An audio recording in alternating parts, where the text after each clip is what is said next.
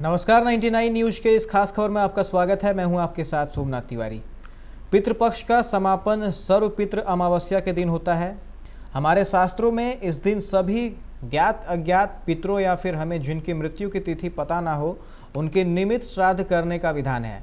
इस दिन को महालय अमावस्या के नाम से भी जाना जाता है। इस साल सर्वपितृ अमावस्या 6 अक्टूबर यानी बुधवार को पड़ रहा है। इसी दिन 11 साल बाद गज छाया योग का भी निर्माण हो रहा है। बता दें कि गज छाया योग श्राद्ध और तर्पण के लिए बहुत शुभ माना जाता है। ऐसे में हमें क्या करना चाहिए जिससे हमारे पितृ प्रसन्न होकर हमें आशीर्वाद दें, देखिए इस खास रिपोर्ट में। जब सर्व पितृ अमावस्या के दिन गज छाया योग पड़ता है तो उसे हमारे शास्त्रों के अनुसार श्राद्ध और तर्पण के लिए बहुत शुभ माना जाता है। मान्यता है कि इस दिन श्राद्ध और तर्पण के साथ पंचबली कर्म जरूर करना चाहिए। ऐसे करने से पितरों की आत्मा तृप्त होती है और अपने परिजनों का आशीर्वाद प्रदान करते हैं। अब हम आपको बताते हैं कि पंचबली होता क्या है और इसके करने का क्या विधान है।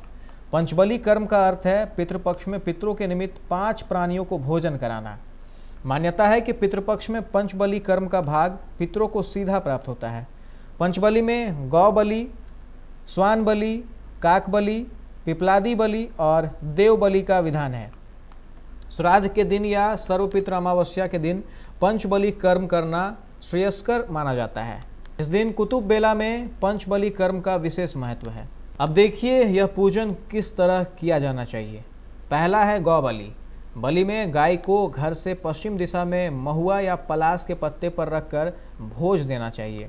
साथ ही भोजन देते हुए गोभ्यो नमः कहकर गाय को प्रणाम करना चाहिए। दूसरा है स्वान बलि। संस्कृत में स्वान शब्द का अर्थ होता है कुत्ता, इसलिए स्वान बलि में पत्ते पर भोजन रखकर कुत्ते को भोजन कराया जाता है। अब है काक बलि। काक बलि अर्थात कौवे को भोजन कराना। श्राद्ध के दिन कौवे के लिए भोजन निकालकर छत पर या भूमि पर रख देना चाहिए। अगला है पिपलिकादि बलि। पिपलिकादि बलि में चींटी, कीड़े मकोड़े को भोजन कराया जाता है। इसके लिए भोजन का चूरा चींटी, कीड़े मकोड़े के बिल के आगे रखा जाता है। इन सब के बाद आखिर विधान है देव बलि की। देव बलि का अर्थ देवताओं को भोज कराने से है। इसके लिए देवताओं को पत्ते पर रखकर घर के बाहर दक्षिण दिशा में भोजन रख देना चाहिए। आज हमने आपको सर्वपितृ अमावस्या के दिन श्राद्ध के महत्व और उसके विधानों के बारे में बताया, जिसके माध्यम से आप भी अपने पितरों को प्रसन्न करके उनका आशीर्वाद ले सकते हैं। 99 न्यूज के लिए ब्यूरो रिपोर्ट। इस खास खबर में फिलहाल इतना ही। तमाम खबरों के लिए आप देखते रहे 99 न्यूज। नमस्कार।